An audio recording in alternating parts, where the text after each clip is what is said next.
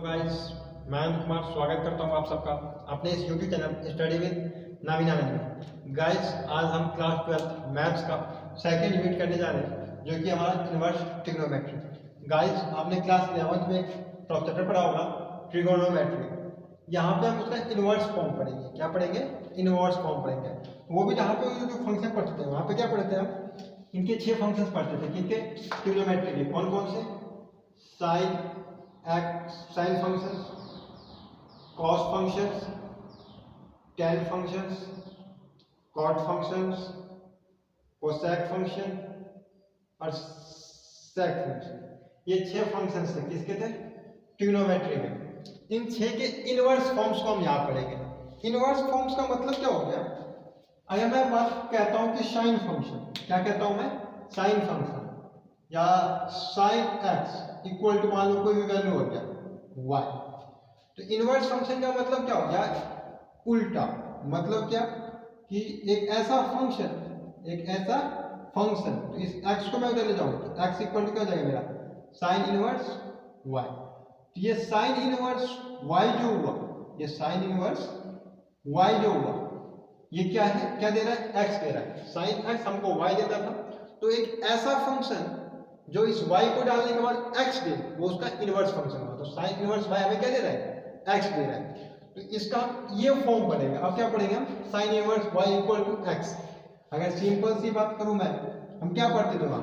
हम वहां पढ़ते थे sine pi by 4 equal to root 2 equal to root equal to 1 by root 2।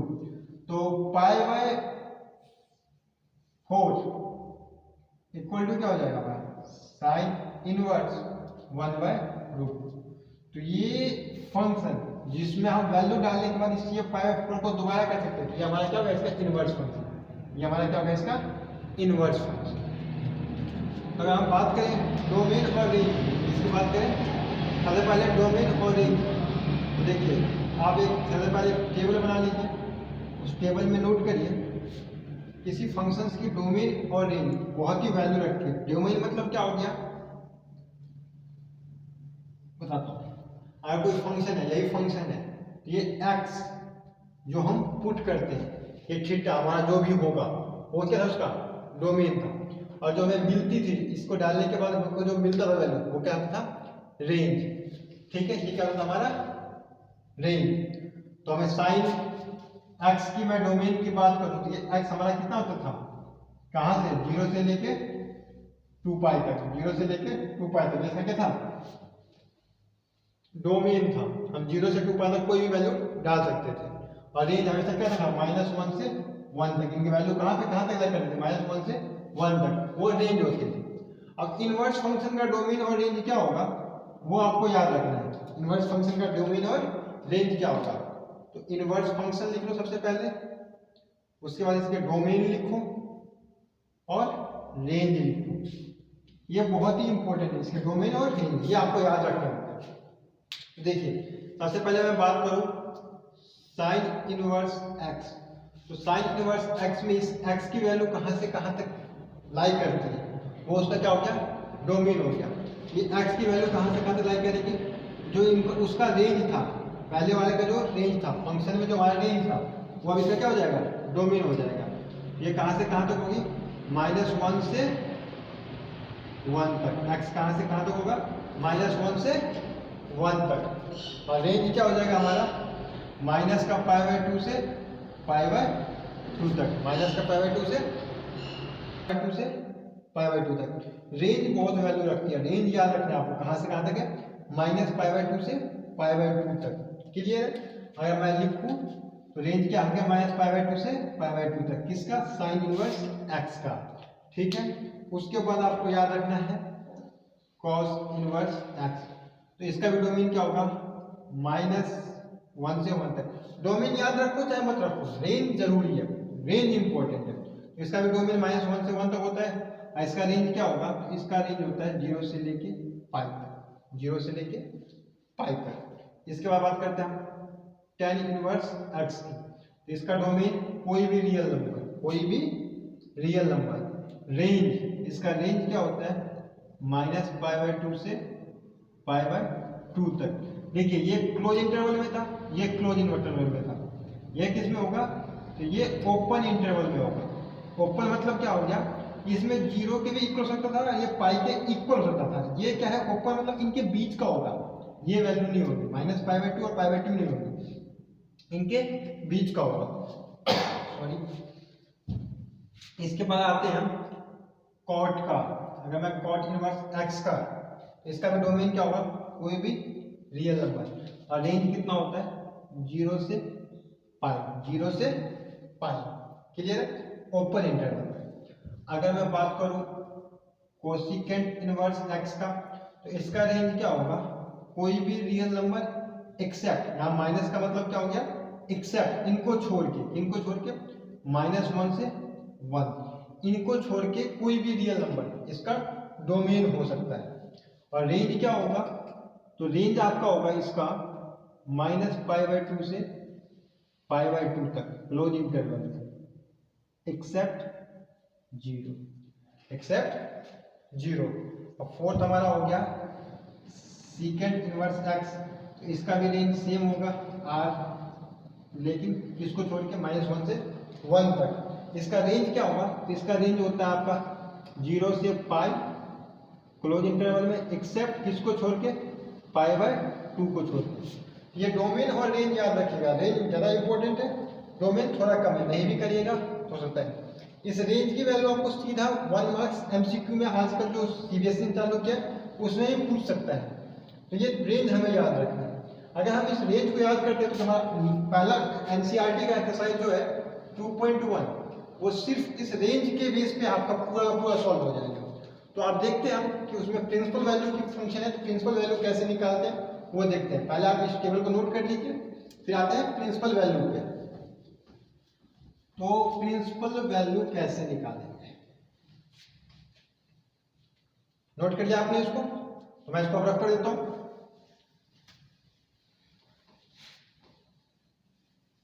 अब बात करते हैं, मान लीजिए क्वेश्चन है कोई y इक्वल या sine x equal to y, तो x इक्वल टू मेरा क्या हो जाएगा, साइन इनवर्स y।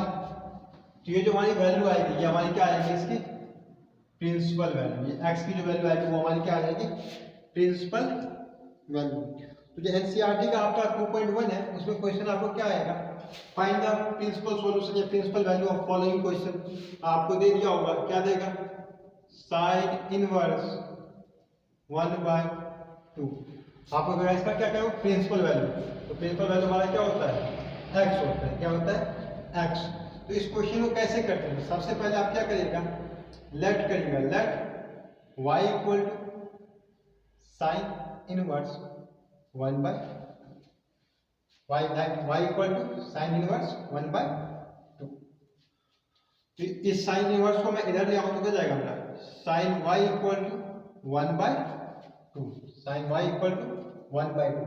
अब आपको टेबल याद होना चाहिए, कौन सा, ट्रिग्नोमेट्री का। अगर आपको 0 से 90 डिग्री, 0, 30, 45, 60, 90 डिग्री की वैल्यू याद नहीं, जो आप 10th में याद करते हो, तो फिर क्वेश्चन में दिक्कत आएगी। पहले वो टेबल याद करना है। तो साइन y इक्वल टू 1/2 हो गया। अब मुझे देखना है कि साइन की किस डिग्री पे, किस वैल्यू पे ये 1/2 होगा। तो अगर मैं उस टेबल को ध्यान से देखूं तो मुझे पता है कि साइन 30 डिग्री, साइन 30 डिग्री मतलब π/6, साइन π/6 पे कितना होता है, 1/2। तो इस 1/2 को मैं इजीली लिख सकता हूँ, sine y equal to sine π/6, ये कट गया, ये y इक्वल टू π/6, ये हमारा प्रिंसिपल वैल्यू आ गया, ये हमारा क्या आ गया, प्रिंसिपल वैल्यू आ गया। तो इस तरह से हमें निकालना है, क्लियर हुआ।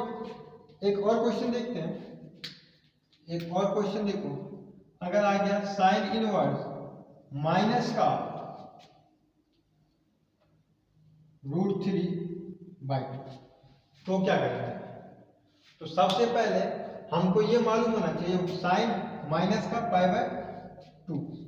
तो देखो सबसे पहले हम क्या करेंगे, y equal to sine inverse minus का 3/2 लिखेंगे, चलेंगे, साइन इनवर्स माइनस का 3/2, ये इनवर्स होगा।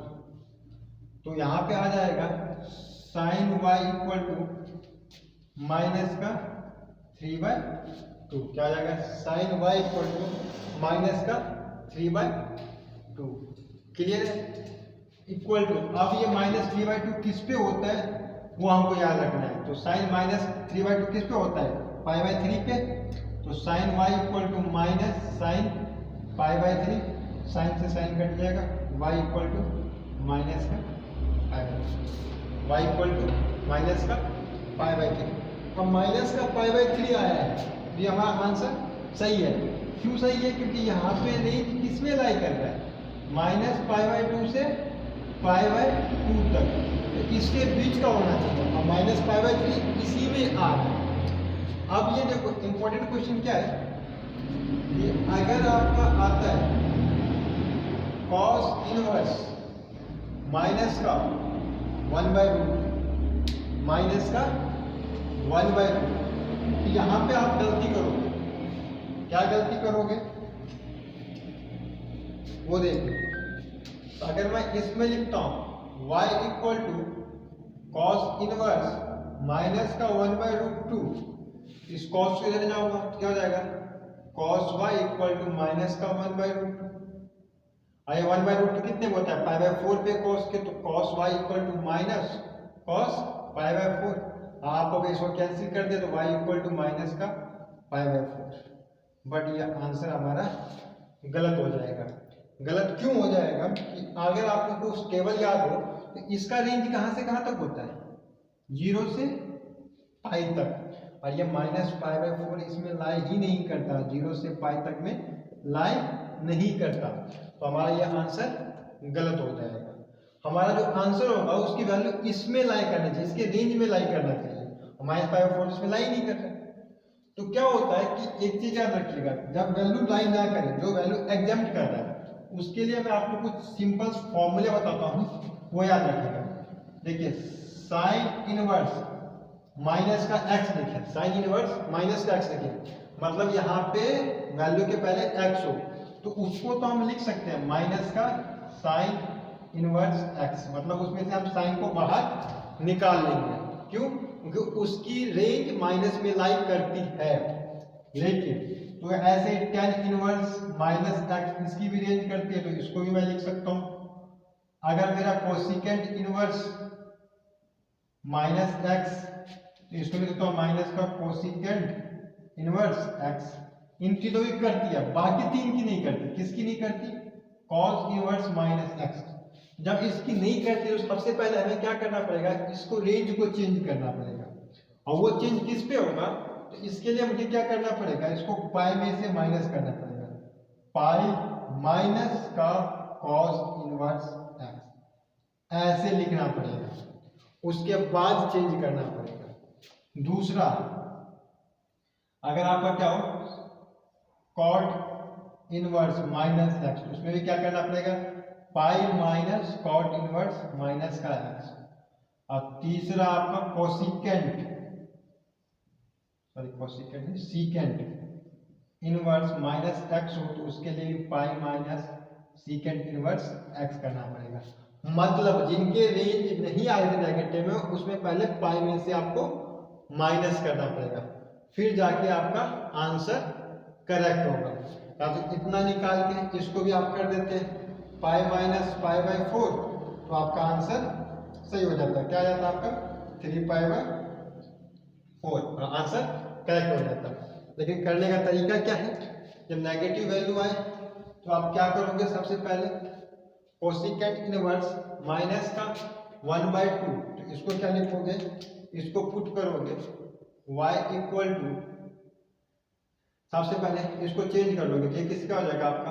पाई minus, this is equal to pi minus cos inverse 1/√2, y equal to pi minus cos inverse 1/√2।